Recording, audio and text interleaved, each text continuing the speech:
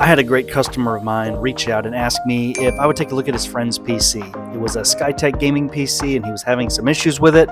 So I told him, sure, let me have it. So let's get our hands on this thing and see what's wrong with it and see if we can fix it.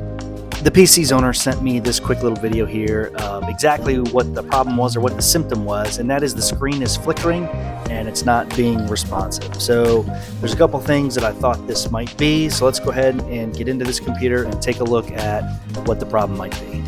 So I got the PC home and got it out of the box and booted it up and just wanted to see, all right, is everything getting power and working somewhat? So I fired it up and yeah, it fires up, so that's good. At least everything is generally working. Let's take a look at what's actually inside of this PC. All right, now we got this big honking thing out of the box. Let's check it out.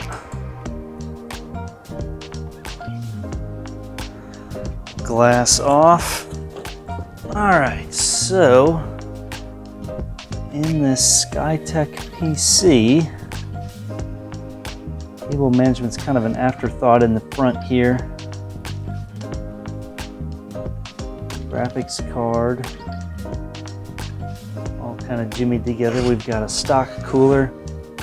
I hope that the guy who bought this did not pay that much money for it. Bruh. Because this is pretty disappointing. I think the RAM was 3000 megahertz.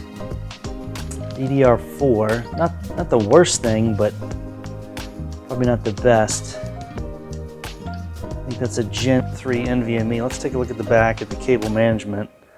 So, not terribly impressive up here. And I bet the airflow is not that great either.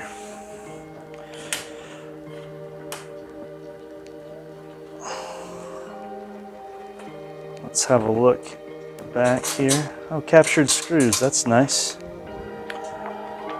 All right, well, I gotta say, the cable management's actually pretty good. We've got our intake fans here in the back. They've run everything down the side here. These excess cables from the power supply are up here. We've got an in-wind power supply. I'm not sure if those are any good or not, 650 watts. But if you look at the sticker that this thing came with on the box, what this should be is a Ryzen 5 3600, a gigabyte 3070, 16 gigs of RAM, and a 1 terabyte NVMe M.2. So if this guy paid over $1,000 for this, I feel very bad for him. My first thought with a display issue is that it was going to be the graphics card. So I happened to have an EVGA 3070 lying around. So I went ahead and swapped that in, fired it up, and still experienced the exact same issue. So I thought that was a little odd, but the problem doesn't appear to be the graphics card. So my next step was to try something else.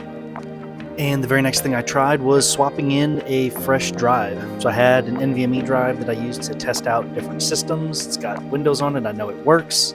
So I plugged it into the system, fired it up, and wouldn't you know, it actually worked just fine. So the problem was a corrupted NVMe drive.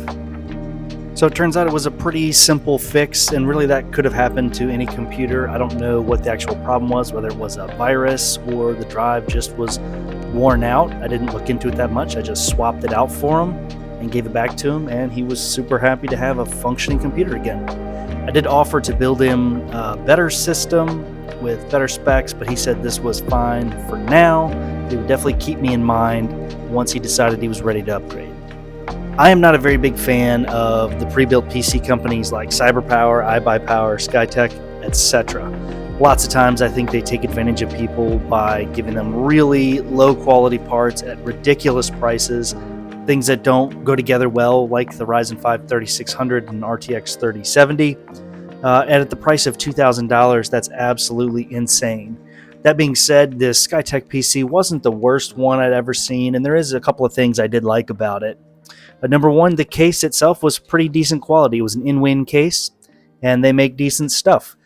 The in-wind PSU is actually a pretty decently rated unit, so I was pretty happy about that. You can see here that the PF Gold is a B+ on ZTT's PSU tier list. So that's a solid PSU. I'm happy to see that. Lots of them, Cyber Power, etc. They'll put E and F tier power supplies in pre-builds, which I'm absolutely against. That's awful.